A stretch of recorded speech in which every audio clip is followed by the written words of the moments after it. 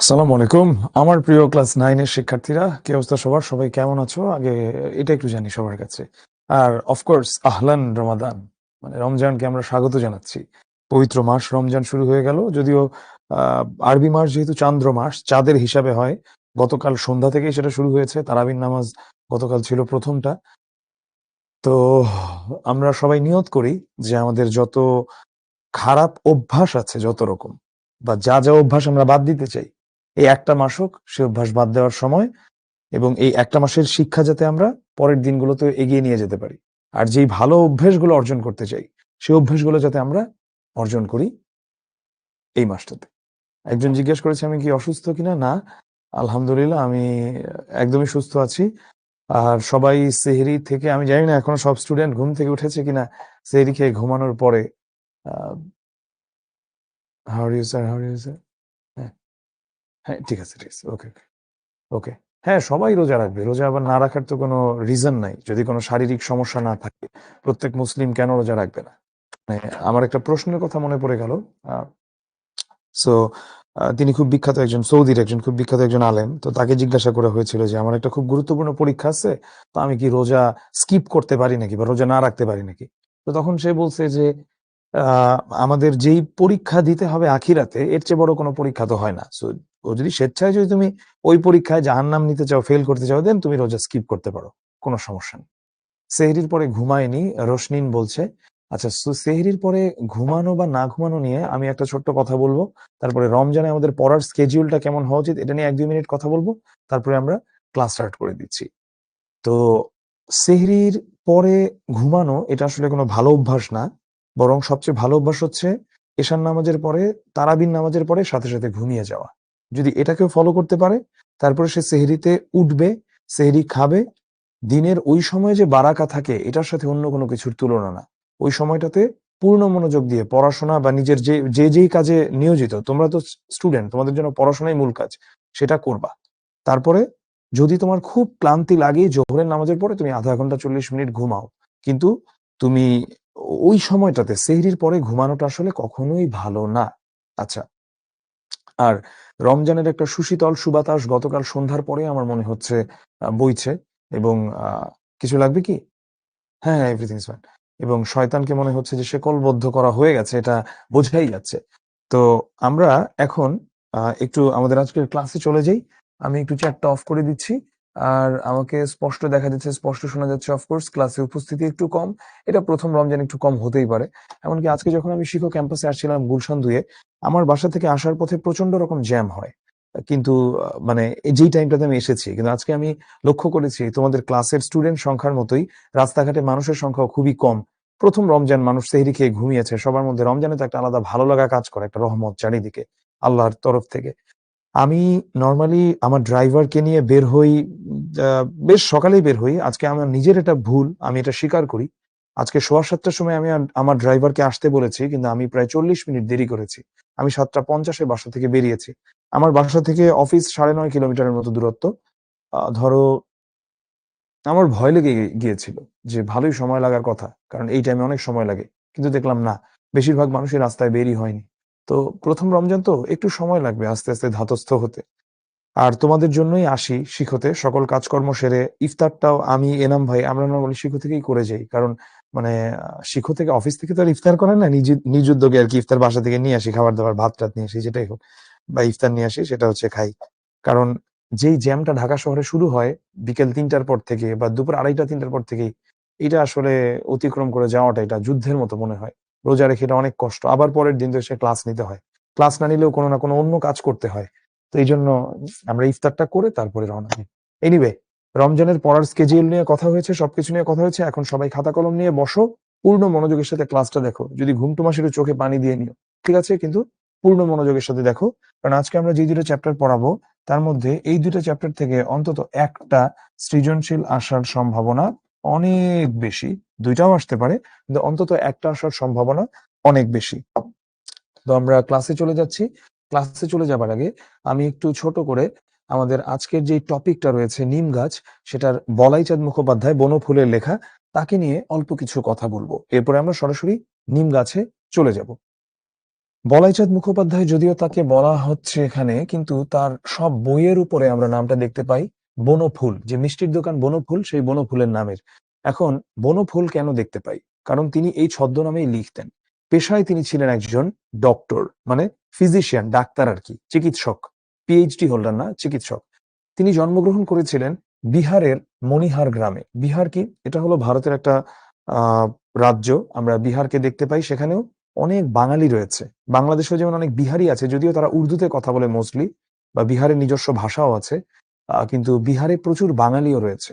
তো তিনি সেই বিহারেই জন্মেছিলেন।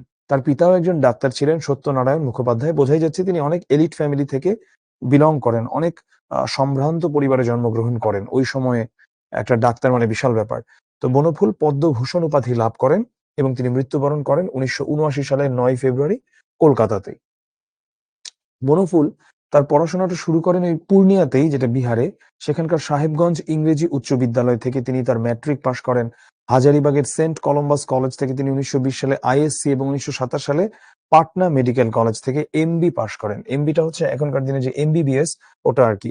সো 1927 সালের একজন ডাক্তার। বোঝাই যাচ্ছে যে এই সময় বেশিরভাগ মানুষ পড়াশোনাই করতো না, ওই সময় তিনি মেডিকেল সায়েন্সে পড়াশোনা করেছেন, মানে বেশ ভালো ফ্যামিলিতেই তার জন্ম হয়েছে। মেডিকেল অফিসার পদে চাকরির মাধ্যমে বনফুলের কর্মজীবন শুরু হয়।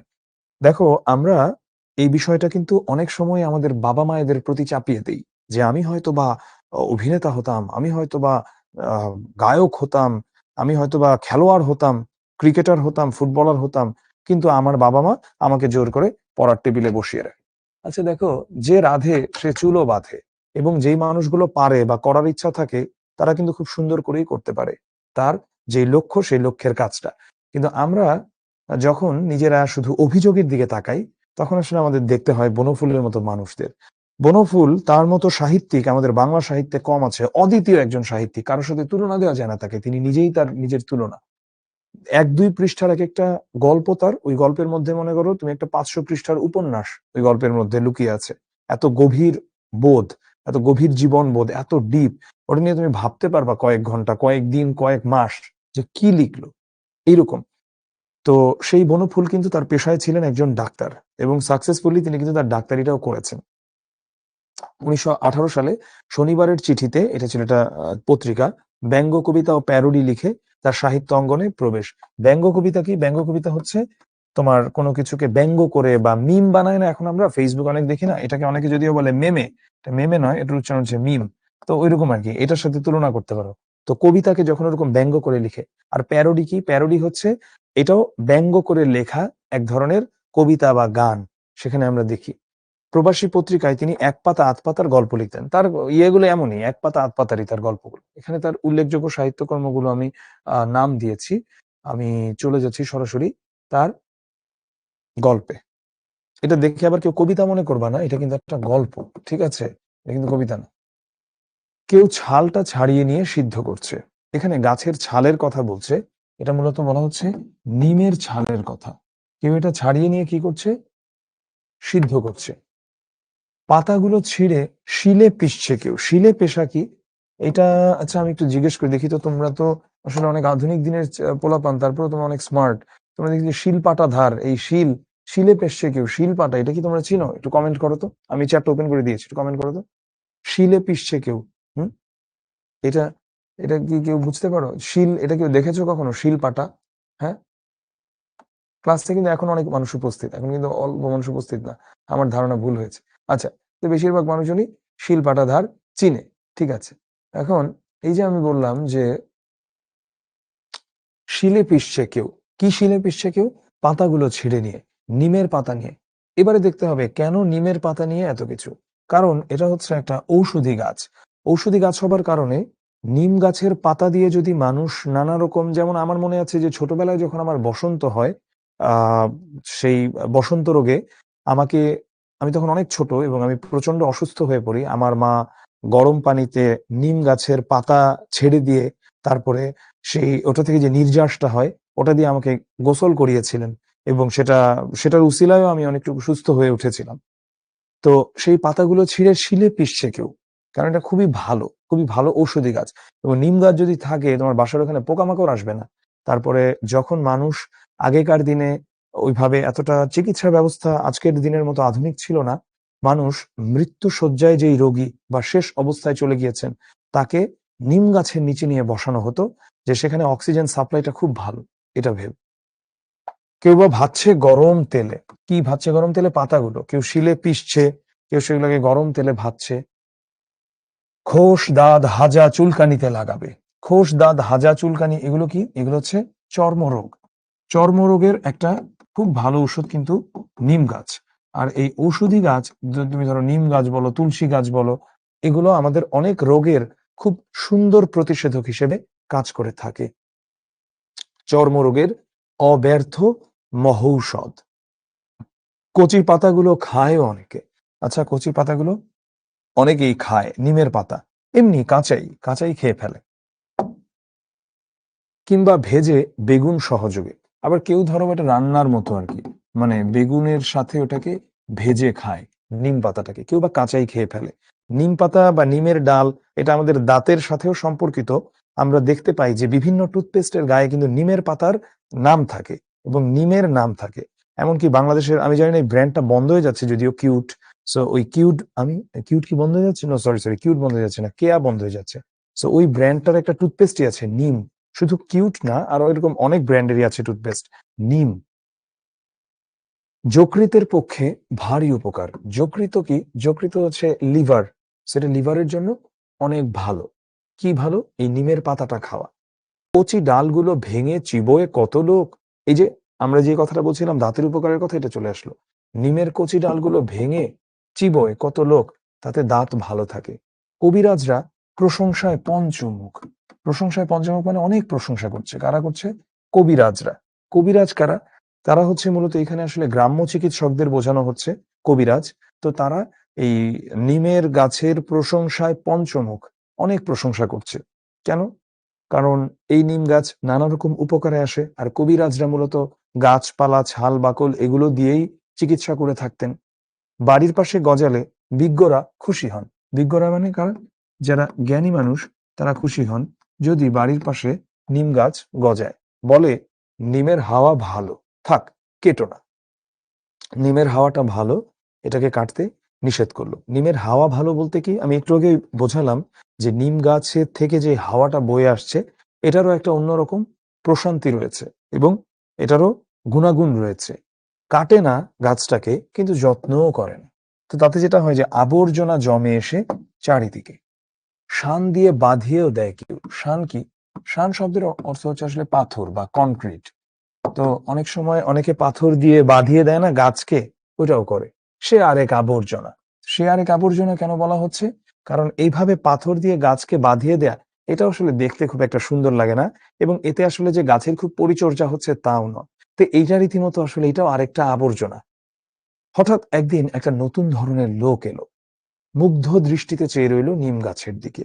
আচ্ছা, ছাল তুললে না, এই প্রথমবারের মতো তাহলে আমরা কাউকে পেলাম যে ছাল তুললো না, পাতা ছিঁড়লে না, ডাল ভাঙলে না, মুগ্ধ দৃষ্টিতে চেয়ে রইল শুধু। সে শুধু নিম গাছ যে কত সুন্দর সেটাকেই শুধু মুগ্ধ দৃষ্টিতে দেখছে। পাতাও ছিঁড়ছে না, ডালও ছিঁড়ছে না, এমনকি সে মানে একটা কিছু ভাঙছেও না সেখান থেকে। তো সে বলে উঠল, বাহ, কি সুন্দর পাতাগুলি, কি রূপ, থোকা থোকা ফুলেরই বা কি বাহার। নিমের কথা বলছে আর কি। নিমের এক ঝাঁক নক্ষত্র নেমে এসেছে যেন নীল আকাশ থেকে সবুজ সায়রে। বাহ, এখানে আমি 3 স্টার দিয়ে দিলাম। এটা অত্যন্ত গুরুত্বপূর্ণ সৃজনশীলের জন্য। মূলত এটা অনুধাবনমূলকের জন্য, ক্ষয়ের জন্য। এক ঝাঁক নক্ষত্র নেমে এসেছে যেন নীল আকাশ থেকে সবুজ সায়রে। কি বুঝিয়েছে এটা থেকে?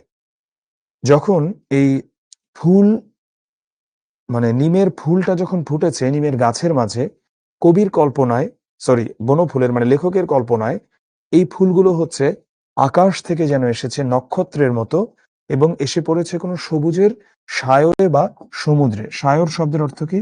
সায়র শব্দের অর্থ হচ্ছে সমুদ্র। সমুদ্র অর্থাৎ এই সবুজের সমুদ্রে এসে পড়েছে কি? পড়েছে এই থোকা থোকা ফুলগুলো। এই থোকা থোকা ফুলগুলো যেন আকাশ থেকে নক্ষত্রের মতো এসে পড়েছে এই সবুজের সমুদ্রে। এটা হচ্ছে লেখকের কল্পনা, এবং সেটা কোথা থেকে এসেছে? নীল আকাশ থেকে নক্ষত্র নেমে এসেছে। সবুজ সায়র, এবং তিনি বলছেন বাহ, তার কাছে খুব ভালো লেগেছে, খুব ভালো লাগছে দেখে, তাই তিনি এই প্রশংসা করছেন। খানিকক্ষণ চেয়ে থেকে চলে গেল। কবিরাজ নয়, তিনি কে? তিনি হচ্ছেন কবি। তিনি কবি। নিম গাছটার ইচ্ছে করতে লাগলো লোকটার সঙ্গে চলে যায়, কিন্তু পারলে না। মাটির ভিতর শিকড় অনেক দূরে চলে গেছে, চাইলেও এখন আর সে পারবে না এই লোকটার সাথে চলে যেতে। বাড়ির পিছনে আবর্জনার স্তূপের মধ্যেই দাঁড়িয়ে রইল সে। এইবার আমরা দেখতে পাচ্ছি এই গল্পের ম্যাজিক লাইন। ওদের বাড়ির গৃহকর্ম নিপুণা লক্ষ্মী বউটার ঠিক এক দশা। ওদের বাড়ির গৃহকর্ম নিপুণা লক্ষ্মী বউটার ঠিক এক দশা। কি বুঝলা? এই বউটা ওদের বাড়ির সকল ধরনের কাজকর্ম করে। ঘর ঝাড় দেয়া, ঘর পরিষ্কার রাখা, সবার খাবার প্রস্তুত করা, সবার মন খুশি করার জন্য পছন্দের খাবার তৈরি করা, কখনো মেহমান আসলে তাদেরকে আপ্যায়ন করা, সবকিছু করে। সবার দিকে নজর আছে, কিন্তু এই বউটার দিকে কোনো নজর নাই। এই বউটার সার্ভিস দেওয়াটাই যেন তার একমাত্র অবস্থা। তারও ইচ্ছে করে এই নিম গাছটার মতো এই সংসারের সব বাঁধন সবকিছু ছেড়ে দূরে কোথাও চলে যেতে, এই জীবনটা তারও ভালো লাগে না। কিন্তু নিমের শেকড় যেমন মাটির ভেতরে অনেক দূর পর্যন্ত চলে গেছে, তেমনি সেও এই সংসারের মায়াজালে আষ্টে পৃষ্ঠে জড়িয়ে গেছে, স্বামী, সন্তান, শ্বশুর, শাশুড়ি, দেবর, ননদ, ননাস, ভাসুর সবাইকে নিয়ে। তার সেই পায়ের শিকড়টাও যেন আটকে গেছে সংসারের বন্ধনে অনেক অনেক দূরে, অনেক অনেক গভীরে। জীবন যুদ্ধে সেও এখন এই নিম গাছের মতোই, একই দশা তার। সেই আবর্জনার স্তূপের মধ্যেই দাঁড়িয়ে রইল সে। আমি এখন রিজুম করছি, তোমাদের মনে যদি কোনো প্রশ্ন থাকে করো, আমি এরপর সৃজনশীল প্র্যাকটিস করাবো। তো কিছু আমি প্রশ্নোত্তরও দিব, কেমন লাগলো সেটা বলো, এবং বুঝতে পারলা কিনা। এক্সেপশনাল লেখা, আমি কিন্তু চ্যাট ওপেন করেছি, প্লিজ লিখো কেমন লাগলো গল্পটা।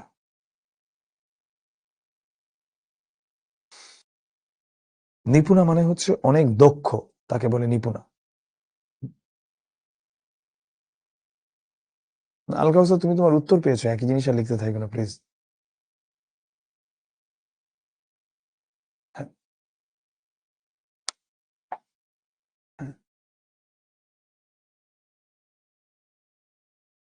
হ্যাঁ অবশ্যই, আমরা সবাই রোজা রাখি, রোজা কেন রাখবো না। আচ্ছা, ঠিক আছে, ওকে।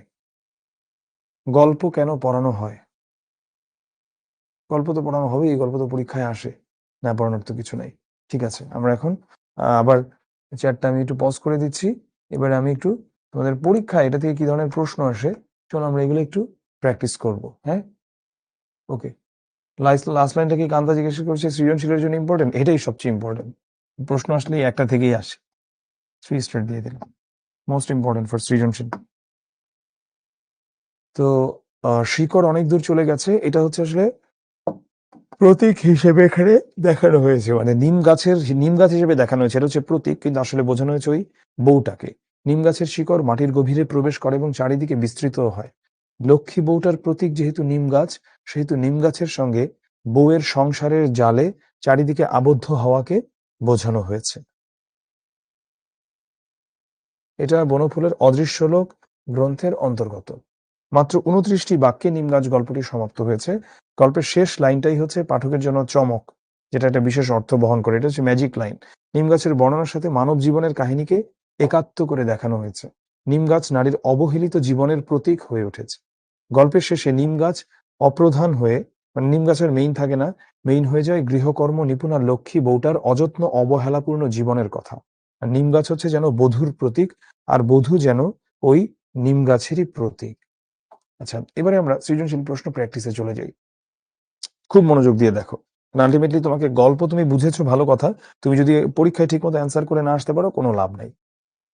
সাজেদা স্বামীর সংসারে এসে দেখলো এখানে তার অনেক দায়িত্ব, সংসারের প্রতিটি কাজেই তাকে প্রয়োজন। আস্তে আস্তে সে সংসারে গভীরভাবে আবদ্ধ হয়ে পড়ে, কিন্তু অন্যদের কাছে তার কাজের তেমন গুরুত্ব নেই। সংসারের কঠিন মায়াজাল থেকে তার আর বেরোবারও সুযোগ নেই। আমার গেল। এবারে আমি আসছি আমার জ্ঞানমূলক। জ্ঞানমূলক আমি কতটুকু লিখবো? আমি 1 লাইন লিখবো। নিম গাছ কোন রোগের মহৌষধ? নিম গাছ চর্মরোগের মহৌষধ। 1 লাইন লিখলাম, 1 নম্বর পেয়ে গেলাম। ঠিক আছে, 1 লাইন লিখলাম, 1 নম্বর পেয়ে গেলাম। বাড়ির পাশে নিম গাছ গজালে বিজ্ঞরা খুশি হন কেন?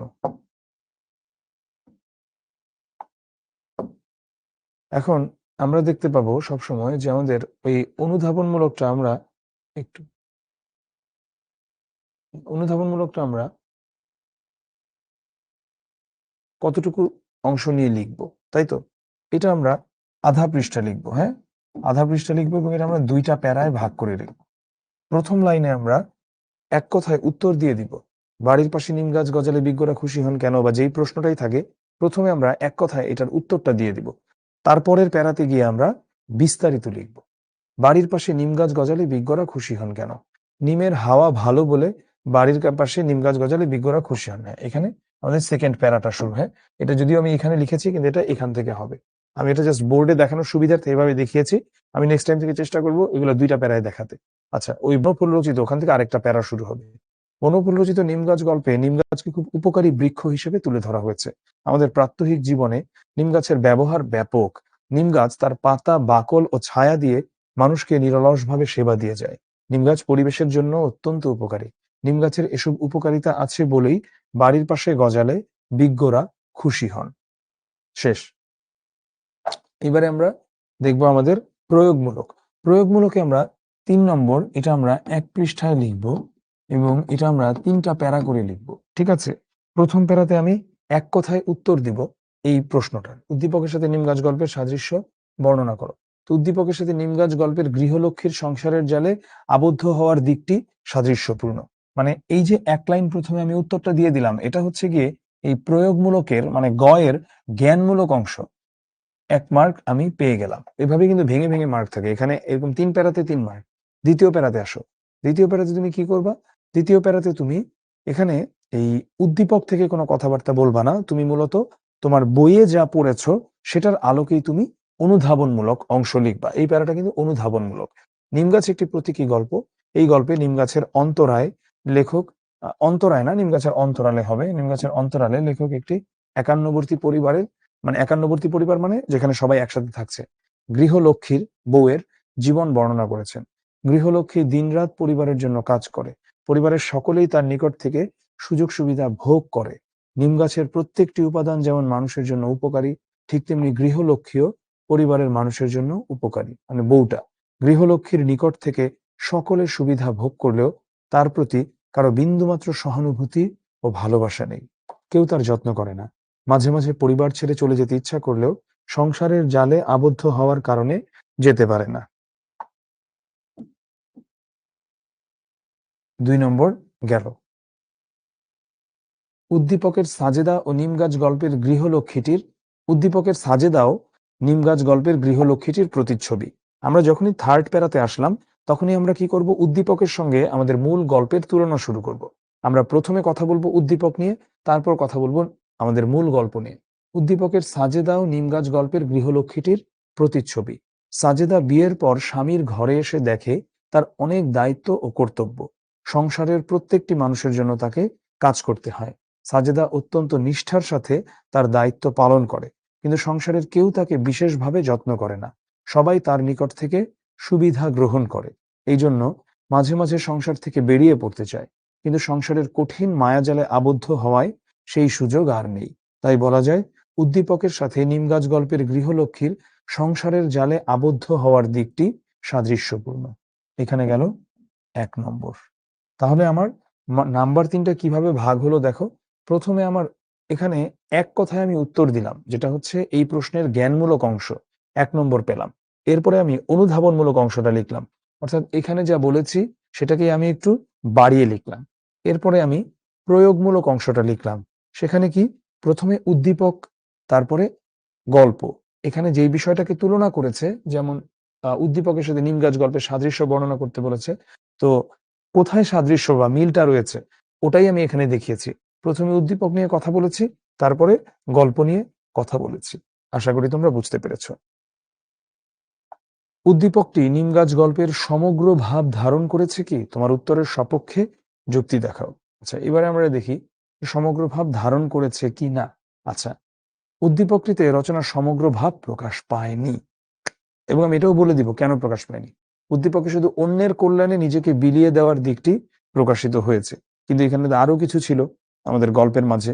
গল্পের মধ্যে ছিল মানুষ ওকে ঔষধি বৃক্ষ হিসেবে ব্যবহার করে, ওকে দিয়ে তোমার চিবায়, বেগুন সহকারে ভেজে খায়, নানা কথাবার্তা ছিল। এগুলো তো এখানে আসে নাই। তো নিমগাছ গল্পে লেখক প্রতীকাশ্রয়ে সংক্ষিপ্ত অবয়বের মধ্যে, তুমি বলতে পারো যে ভাই আমি তো এত কঠিন বাংলায় লিখতে পারি না, তুমি একদম সহজ বাংলায় লিখো, ফুল মার্কস পাবা, চিন্তা নাই। আমি দেখানোর জন্য একটু সুন্দর বাংলায় দেখিয়েছি। এই 1 মার্কস পেয়ে গেলে এখানে দেখাচ্ছি কোনটা কোনটা পাবা। আর এটা কতটুকু লিখবা? এটা লিখবা 1.5 পৃষ্ঠা, ঘ নম্বরটা। আমি যতটুকু বলতেছি এতটুকুই লেখার চেষ্টা করো, নাহলে তোমরা সৃজনশীল আলটিমেটলি লিখে শেষ করতে পারো না। বেশি লিখতে চাও না, তারপরে আগে মানে আমছালা সবই যাবে।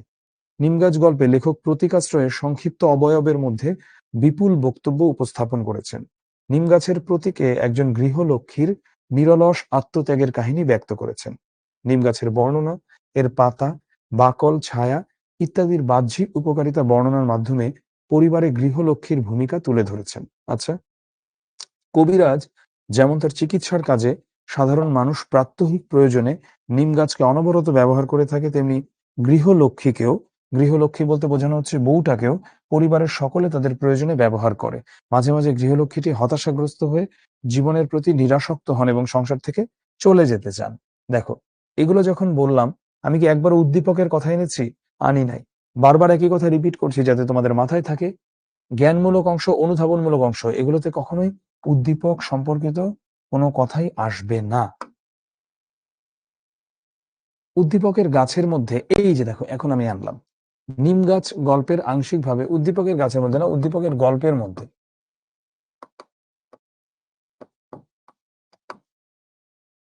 প্রকাশিত হয়েছে, কেননা উদ্দীপকে শুধু নীরবে নিজেকে মানুষের কল্যাণে ব্যবহারের ব্যাপারটি সাদৃশ্যপূর্ণ, কিন্তু গল্পে যে অন্যান্য অনুষঙ্গ আছে উদ্দীপকে সেই বিষয়ের উল্লেখ নেই। উদ্দীপকে কবিরাজ ও কবির উল্লেখ নেই। প্রতীকাশ্রয়ী গৃহলক্ষ্মীটির ভালো লাগা মন্দ লাগার বিষয়টিও উদ্দীপকে প্রাধান্য পায়নি। উদ্দীপক ও নিমগাছ গল্প অবলম্বনে একথা স্পষ্ট বলা যায় যে উদ্দীপকে নিমগাছ গল্পের সমগ্র ভাব প্রকাশ পায়নি। আচ্ছা দেখো, আমরা যখন প্রয়োগমূলক লিখলাম, প্রয়োগমূলক আমি কি করলাম? প্রথমে উদ্দীপক নিয়ে কথা বললাম, তারপরে নিম গাছ নিয়ে কথা বললাম, শেষ 1 নম্বর। এরপরে আমি যখন উচ্চতর দক্ষতাতে চাচ্ছি, উচ্চতর দক্ষতাতে গিয়ে আমি কি করছি? আমি উচ্চতর দক্ষতায় গিয়ে এটা অ্যান্সারটা দিচ্ছি আর কি, যে আমি আসলে আমার মতামতটা কোথায় রেখেছি। যেমন আমার মতামত হচ্ছে যে উদ্দীপক নিম গাছ গল্পকে পুরোপুরি প্রকাশ করে না। এখন এটা তো ভাই আমার বুঝায় বলতে হবে যে কেন প্রকাশ করে না। উদ্দীপক ও নিমগাছ গল্প অবলম্বনে একথা স্পষ্ট বলা যায় যে উদ্দীপকে নিমগাছ গল্পের সমগ্র ভাব প্রকাশ পায়নি, কারণ উদ্দীপকে শুধু নীরবে নিভৃতে মানুষের মঙ্গলে নিজেকে নিয়োজিত করার বিষয়টি উল্লেখ আছে, কিন্তু নিমগাছ গল্পে নিমগাছের উপকারিতার দিকটি ছাড়াও নিমগাছের প্রতি সমাজ ও পরিবারের মানুষের অবজ্ঞা অবহেলার বিষয়টি উল্লিখিত। নিমগাছের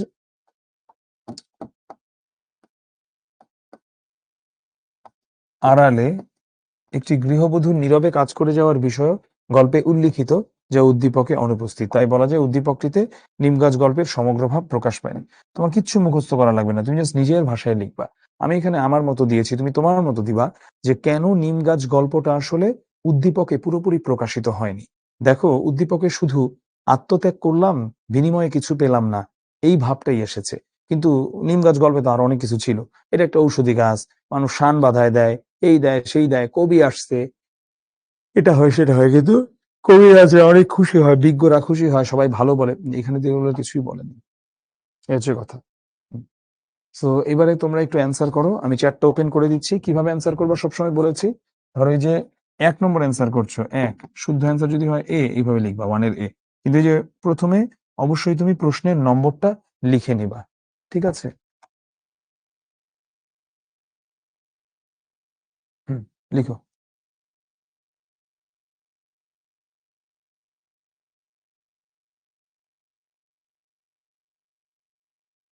রাফি আহমেদ কিসের ওয়েবসাইটের দিচ্ছে এখানে, yapmovie.com।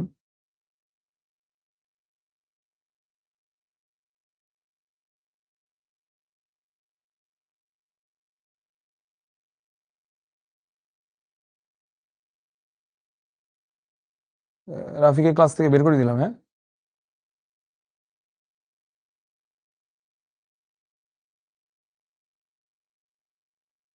ঠিক আছে, হাওয়ার পক্ষে বলেন। হ্যাঁ, পরেরটার অ্যান্সার কি? নিম পাতা কোন রোগের মহৌষধ? এখন এটাতে অনেকে কনফিউজড হতে পারে। যকৃৎ নিয়ে কিছু কথা বলা আছে, আবার দাঁত নিয়েও বলেছে। পেট নিয়ে কিছু যদিও বলে নাই, পেট নিয়ে কিছু বলা নাই, কিন্তু দাঁত, যকৃৎ, চর্ম তিনটা নিয়েই বলা আছে। অ্যান্সার করো। সবাইকে বলছি যে প্রথমে তুমি কোয়েশ্চেনের নাম্বারটা লিখো, কিন্তু লিখছো না। এ, বি, খ ডিরেক্ট বলছো। এর আগে যে 1 বা 2 লিখতে বললাম ওটা লিখছো না।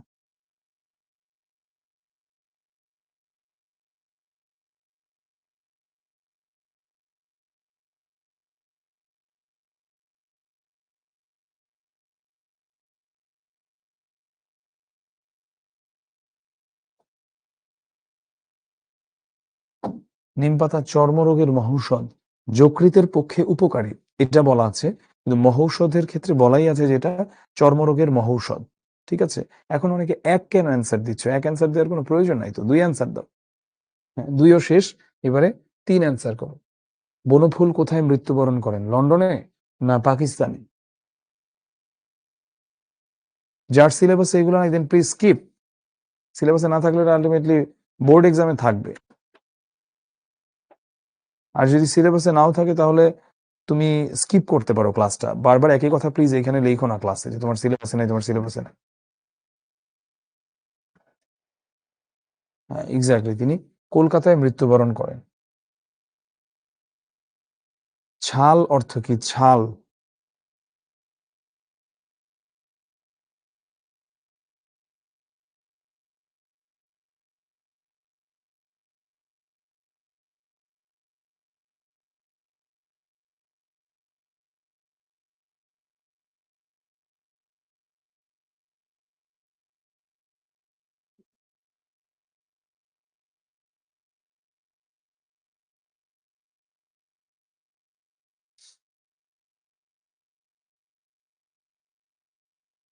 ছাল শব্দের অর্থ হচ্ছে বাকল।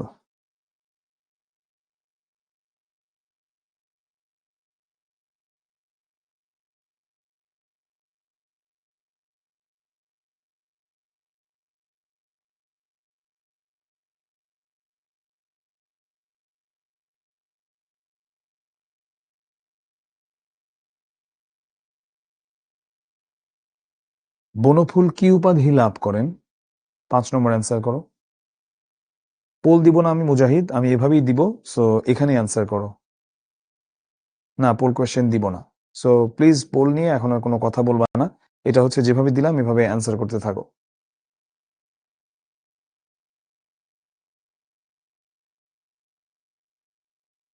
একজন বলল কচুয়া তার বাড়ি, যদি কোনোদিন বাড়িতে যাই আবার দেখা হবে। গত 7-8 বছর ধরে যাওয়া হচ্ছে না। 7 বছর হবে প্রায়।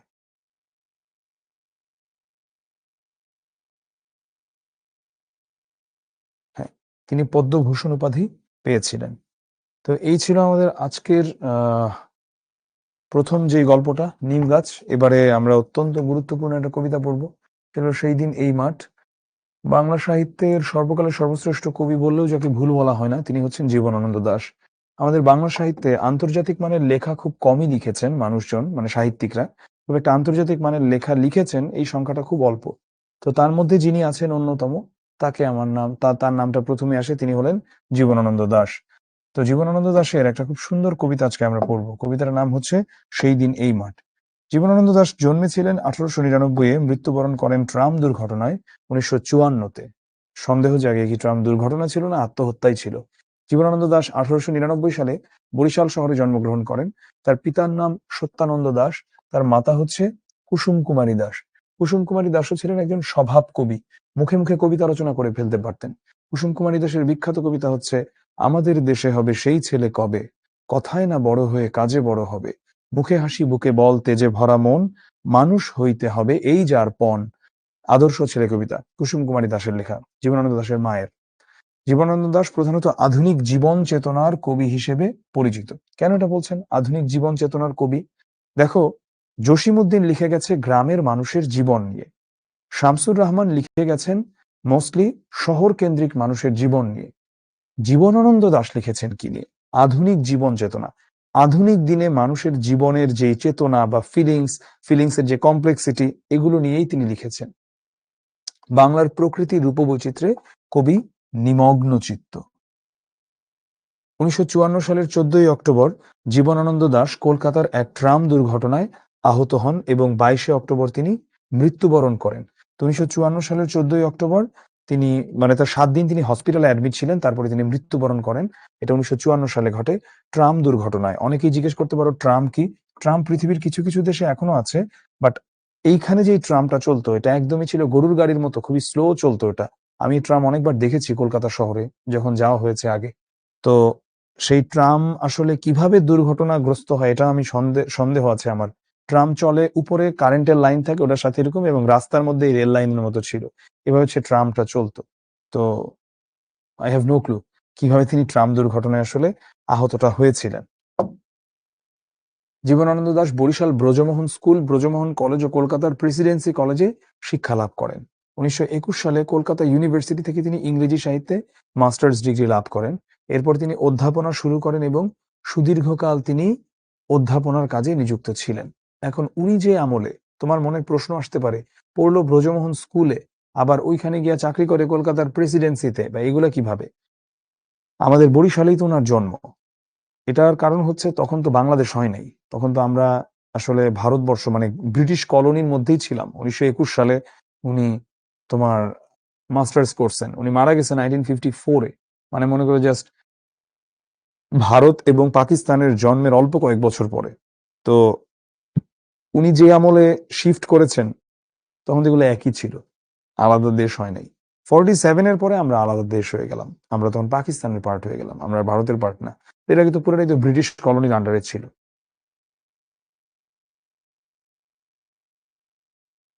সেই দিন এই মাঠ স্তব্ধ হবে না কো জানি, এই নদী নক্ষত্রের তলে সেদিনও দেখিবে স্বপ্ন। সেই দিন বলতে এখানে মূলত বোঝানো হচ্ছে ওই দিনটার কথা যেদিন পৃথিবী থেকে চলে যাবেন কবি, অর্থাৎ তার মৃত্যুর দিনের কথা তিনি উল্লেখ করছেন এখানে।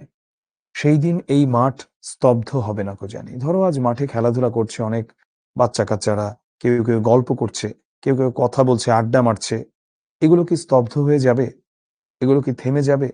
কিছুই থেমে যাবে না। এগুলো তার আপন গতিতে চলতে থাকবে। দেখো, রসুল সাল্লাল্লাহু আলাইহি ওয়াসাল্লামের যখন মৃত্যু হয় তার সাহাবাদের কি অবস্থা হয়েছিল এটা ভেবে। এরকম একটা মানুষকে যখন পৃথিবী থেকে হারালেন তারা, সর্বকালের সর্বশ্রেষ্ঠ মানুষ, তারপরেও কি পৃথিবী থেমে আছে? পৃথিবী থেমে নাই। পৃথিবী তার আপন গতিতে চলছে।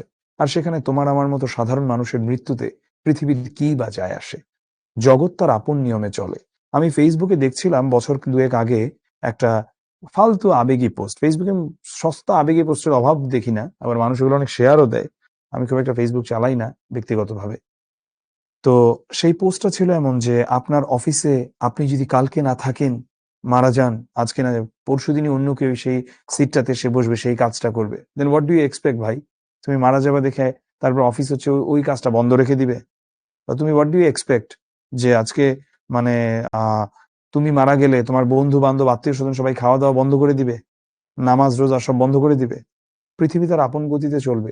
এটাই স্বাভাবিকতা, এটাই বাস্তবিকতা, এটাই বাস্তব। এটা যদি আমরা না মেনে নিতে পারি, না গ্রহণ করে নিতে পারি, তাহলে আসলে আমরা এই বোকার রাজ্যে বসবাস করছি। তো সেই দিনে এই মাঠ স্তব্ধ হবে না কে জানি, এই নদী নক্ষত্রের তলে সেদিনও দেখিবে স্বপ্ন। মানে এই নদী নদী নক্ষত্রের তলে সেদিনও দেখিবে স্বপ্ন কি বোঝাচ্ছে? নক্ষত্রের তল বলতে হচ্ছে আকাশের নিচে এই যে বয়ে চলছে নদী। দেখো কত মানুষ এই নদীর উপর দিয়ে বয়ে চলছে, কেউ নৌকা বেয়ে, কেউ নৌকায় যাত্রী হিসেবে, কেউ লঞ্চে, কেউ বা জাহাজে, কেউ বা আবার স্পিড বোটে। সবারই তো কোনো না কোনো স্বপ্ন আছে। দেখো তোমার স্বপ্ন হয়তো বা এসএসসি তে প্লাস পাওয়া, ভবিষ্যতে ইনশাআল্লাহ একটা কিছু করা, বা যে কোনো মুমিনের স্বপ্ন হওয়া উচিত সে জান্নাত পাবে, জান্নাতে যাবে। এই যে স্বপ্ন, তো সেই দিনও তো সে স্বপ্ন দেখবে যেদিন আমি মারা যাব। স্বপ্ন দেখা কি বন্ধ থাকবে? সোনার স্বপ্নের স্বাদ পৃথিবীতে কবে আর ঝরে? সোনার স্বপ্নের স্বাদ পৃথিবীতে কবে আর ঝরে? এটার মানে হলো যে সোনার স্বপ্নের স্বাদ পৃথিবীতে কবে আর ঝরে, যে এই যে স্বপ্ন দেখা, এইটা কি আসলে কখনো পৃথিবীতে থেমে থাকে? এটা থেমে থাকে না। মানুষের মৃত্যু হলো কি না হলো, সবাই যার যার স্বপ্ন দেখছে, নিজের জীবনকে এগিয়ে নিয়ে যাচ্ছে। স্বাভাবিকতা তো এটাই। আমি চলে যাব বলে চালতা ফুল কি আর ভিজিবে না শিশিরের জলে, নরম গন্ধের ঢেউয়ে? তা আমি মারা যাব তাই বলে কি চালতা ফুল যখন শীতকালে শিশির পড়ে সেটা কি ভিজবে না? অবশ্যই ভিজবে। নরম গন্ধের ঢেউয়ে, নরম গন্ধ বলতে কি? যেমন ধরো শিশির পড়ার পরে তুমি যদি একটা গোলাপের, যদিও গোলাপের গন্ধ আসলে অনেক তীব্র, অনেক সুন্দর গন্ধ, বা ধরো এমন কোনো একটা ফুল বা এমন কোনো কিছু যেখান থেকে খুব হালকা একটা স্মেল আসে। ধরো তুমি যদি লাউয়ের ডগার ওখানে যাও বা লাউয়ের যে মাচা সেখানে যদি যাও তখনও দেখবা যে একটা স্মেল আছে, তো লাউ শাকের যে স্মেল, লাউ শাক খেলে যে গন্ধটা, তো এটা একটা নরম গন্ধ কবির কল্পনায়, খুব একটা সফট একটা স্মেল, এটা খুব তীব্র ঝাঝালো কোনো গন্ধ না। লক্ষ্মী পেঁচা গান গাবে নাকি তার লক্ষ্মীটির তরে, এটা দিয়ে কি বোঝাচ্ছে? খুব ইম্পর্টেন্ট একটা বিষয়। লক্ষ্মী পেঁচা যদিও দেখতে কিছুটা কিম্ভূত কিমাকারের মতো, কিন্তু এর কিছুটা ধর্মীয় গুরুত্ব রয়েছে। জীবনানন্দ দাশ নিজেও একজন সনাতন ধর্মাবলম্বী ছিলেন, অর্থাৎ হিন্দু ছিলেন। তো সনাতন ধর্মে লক্ষ্মী পেঁচার ডাককে বা লক্ষ্মী পেঁচাকে মঙ্গলের বাহক হিসেবে বা মঙ্গল বার্তার বাহক হিসেবে ধরা হয়। এই জন্যই তো মঙ্গল শোভাযাত্রায় কেন হচ্ছে তুমি পেঁচার মুখ দেখতে পাও। তো লক্ষ্মী পেঁচা সে হচ্ছে যেহেতু মঙ্গলের ধারক বা বাহক, এই জন্যে এবং লক্ষ্মীর, তো সেই হিসেবেই বলা হচ্ছে যে লক্ষ্মী পেঁচা গান গাবে নাকি তার লক্ষ্মীটির তরে। মানে লক্ষ্মী পেঁচা কি আর গান গাবে না? মানে পাখির যে ডাক সেটাকেই গান বলছে। তো লক্ষ্মীটির তরে মানে ভালো ভালো সংবাদ নিয়ে সে কি আর আসবে না? ভালো সংবাদ বা সুসংবাদ দেওয়ার জন্য সে কি আর আসবে না যদি আমার মৃত্যু হয়? সোনার স্বপ্নের স্বাদ পৃথিবীতে কবে আর ঝরে। আবারও একই কথাই বলছেন যে পৃথিবীতে এই স্বপ্ন কখনোই থেমে থাকে না কিংবা ঝরে যায় না। চারিদিকে শান্ত বাতি, ভিজে গন্ধ, মৃদু কল্ল। চারিদিকে শান্ত বাতি।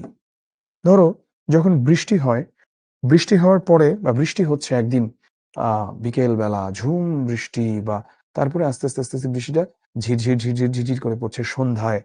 এই যে একটা কেমন একটা বাতি চারিদিকে, আধো আলো আধো অন্ধকার, এটাকেও বলতে পারো শান্ত বাতি। চারিদিকে শান্ত বাতি, ভিজে গন্ধ, মৃদু কলরব। কলরব মানে কি? কলরব মানে হচ্ছে কোলাহল বা সাউন্ড।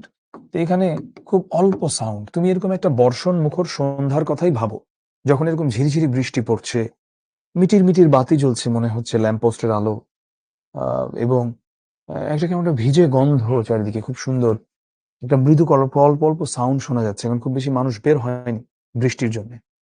খেয়া নৌকোগুলো এসে লেগেছে চরের খুব কাছে।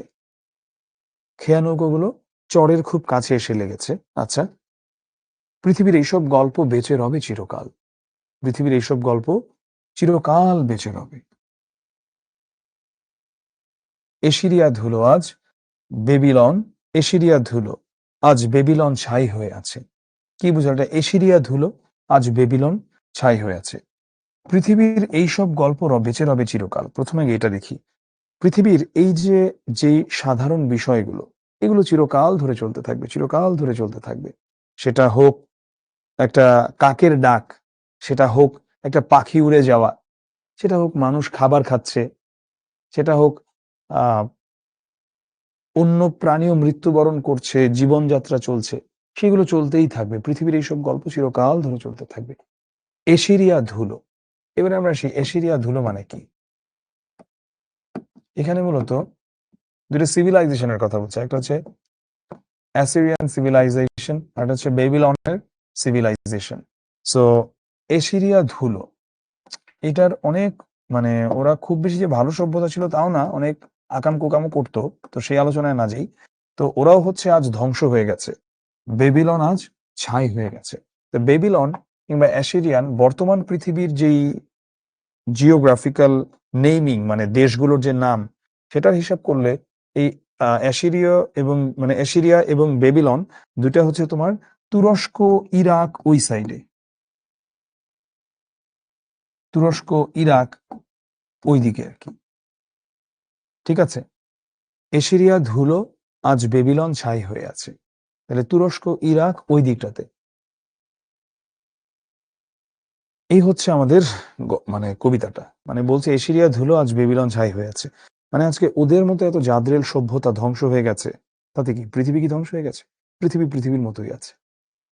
দেখো, এখন তুমি গ্রিসকে দেখো, যে গ্রিস একটা দেশ যেখানে কি অবস্থা, মানে গত কয়েক, এখন তো যাতা মারামারি চলতেছে, গত কয়েক বছর আগে দেউলিয়া হয়ে গেল দেশটা। তুমি ভাবতে পারো এই সক্রেটিস, অ্যারিস্টটল, প্লেটো যাদের কথাই আমরা জানি, বা আরো পৃথিবীর এত বড় বড় মানুষজন, এরা গ্রিক সভ্যতা থেকে আসছে এবং পৃথিবীকে একসময় লিড দিচ্ছে।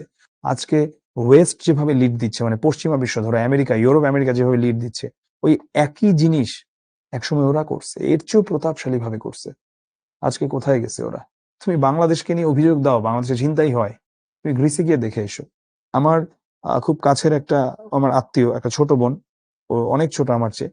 তো ওরা হচ্ছে রোবোটিক্স কম্পিটিশনে বাংলাদেশ থেকে গ্রিসে গিয়েছিল, এথেন্সে। সো ও বলেছে যে ওদের যেই হোটেলটাতে ছিল, গভর্নমেন্টের প্রোটেকশন আছে, তারপরে ওদের এক ফ্রেন্ডের ল্যাপটপ চুরি হয়ে গেছে হোটেলের ভিতর থেকে।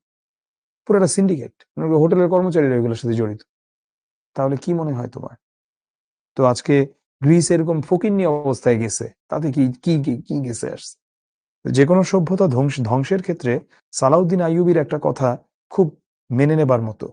তুমি যদি একটা সভ্যতাকে ধ্বংস করতে চাও মারামারি ছাড়া, যুদ্ধ ছাড়া, ওদের মধ্যে অশ্লীলতা, নোংরামি, নগ্নতা এগুলো ছড়ায় দাও, আর কিচ্ছু লাগবে না।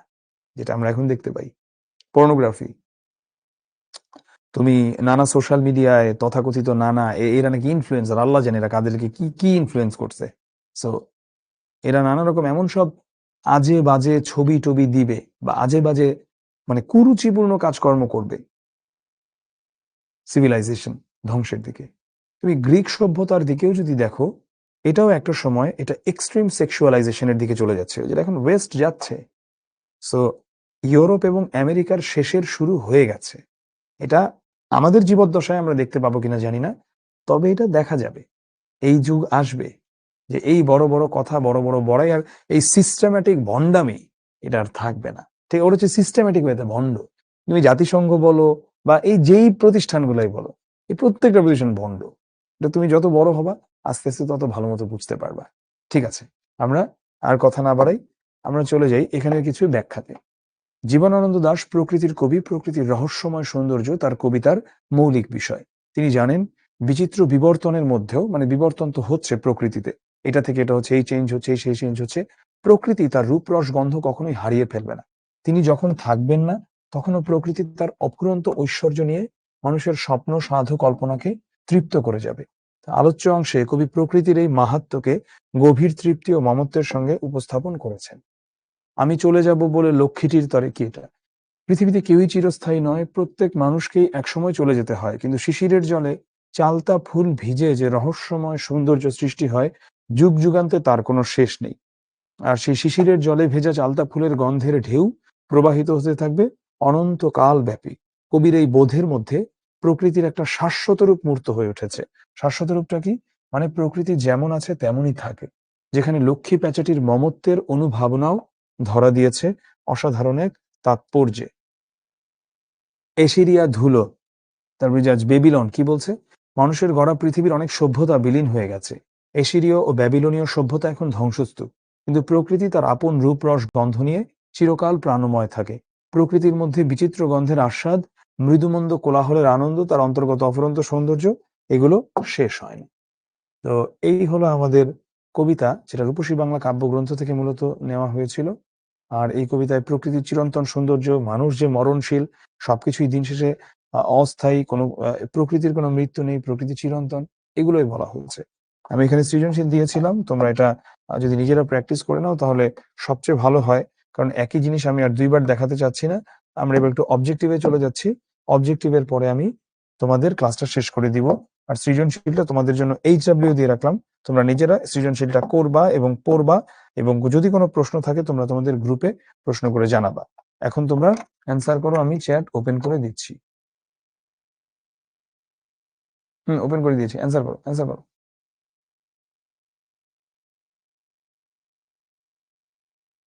হ্যাঁ, কবিতা মুখস্থ করতে হবে। কবিতা মুখস্থ পরীক্ষায় আসবে না, কিন্তু এটা একটা খুবই গুড প্র্যাকটিস কবিতা মুখস্থ করা। কবিতা মুখস্থ না করলে কখনোই তুমি ভালো মতো অবজেক্টিভ অ্যান্সার করতে পারবে না। আর কবিতা মুখস্থ করা সহজ। কুরআন শরীফ কিভাবে মুখস্থ করে আমাদের কোরআনে হাফেজরা? কারণ সেটা হচ্ছে মুখস্থ করা যায়, কারণ এটা পদ্য ছন্দে লেখা, কবিতার মতো করে লেখা। সেই দিন এই মাঠ স্তব্ধ হবে না কো জানি, পংক্তিটিতে কবি মাঠ বলতে বুঝিয়েছেন প্রাকৃতিক সৌন্দর্য। কোন সভ্যতা ধুলো হয়ে আছে?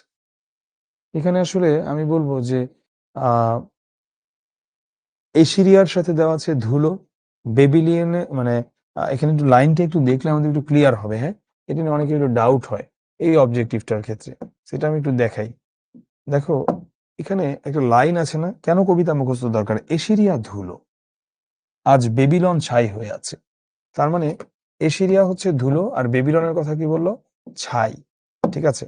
তাহলে কোন সভ্যতা ধুলো হয়ে আছে?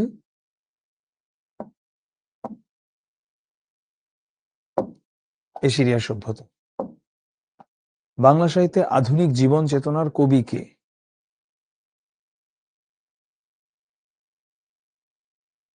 বনফুলের কবিতা সম্পর্কে? বনফুল তো কবিতা লেখে নাই।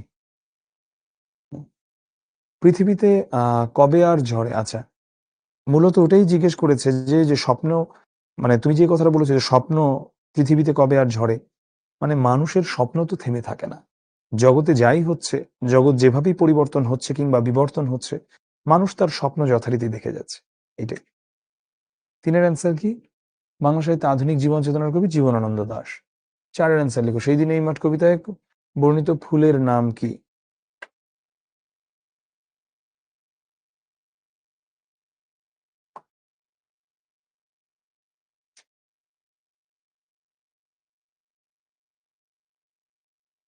ভাই, এটা কি বাংলার 2 নং ক্লাস? তুমি একটু প্রশ্নগুলো অ্যান্সার করো, ঠিক আছে? একই প্রশ্ন বারবার করে বারবার করে বারবার না করে 2 নং ক্লাস না 1 নং ক্লাস, তুমি তোমার অ্যাপে গেলেই দেখতে পাও কিন্তু কত নম্বর ক্লাস। চালতা ফুল। ঠিক আছে। কি বোঝানো হয়েছে?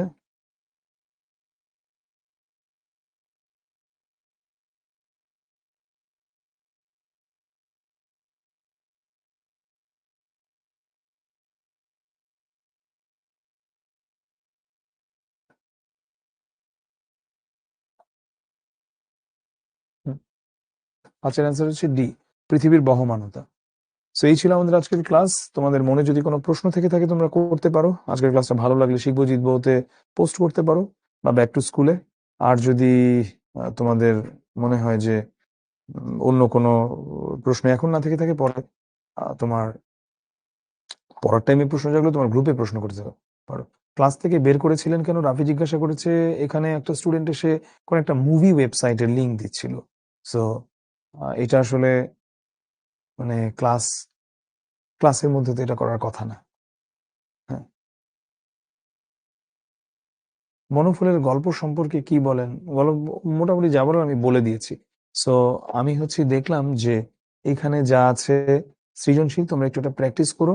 যদি হচ্ছে তোমাদের এরপরেও প্রশ্ন থাকে, তোমরা আহ সেটা গ্রুপে করো, আমি ইনশাল্লাহ উত্তর দিয়ে দিব। পোস্ট অ্যাপ্রুভ অফকোর্স হবে যদি হচ্ছে পোস্টটা অ্যাপ্রুভ হবার মতো হয়ে থাকে। যদি ফালতু কোনো কিছু দেওয়া হয়, পোস্ট অ্যাপ্রুভ হয় না। সো তারপর যদি ভালো কোনো কিছু দেওয়ার পরে পোস্ট অ্যাপ্রুভ না হয়, আমাকে একটু কাইন্ডলি ট্যাগ দিয়ে দিও। আমি আশা করি ইনশাল্লাহ হয়ে যাবে। ওকে, ঠিক আছে। খেয়া নৌকা মানে ছোট নৌকা। কবিরাজ নয় কবি, এই কথাটা দিয়ে বুঝিয়েছেন যে ওখানে যিনি দাঁড়িয়েছেন তিনি আর 8-10টা কবিরাজের মতো তার প্রতি মুগ্ধ হয়ে, মানে নিম গাছের প্রতি মুগ্ধ হয়ে নিম গাছের ছাল বাকল ছিঁড়ে নিয়ে যাবার জন্য আসে নাই। তিনি সত্যিই তার প্রতি মুগ্ধ হয়েছে, তার মানে তাকে দেখেই মুগ্ধ হয়েছে। এটা হচ্ছে কবি। এমন। হুম, ঠিক আছে, আমরা তাহলে ক্লাসটা শেষ করে দেই। আল্লাহ হাফেজ।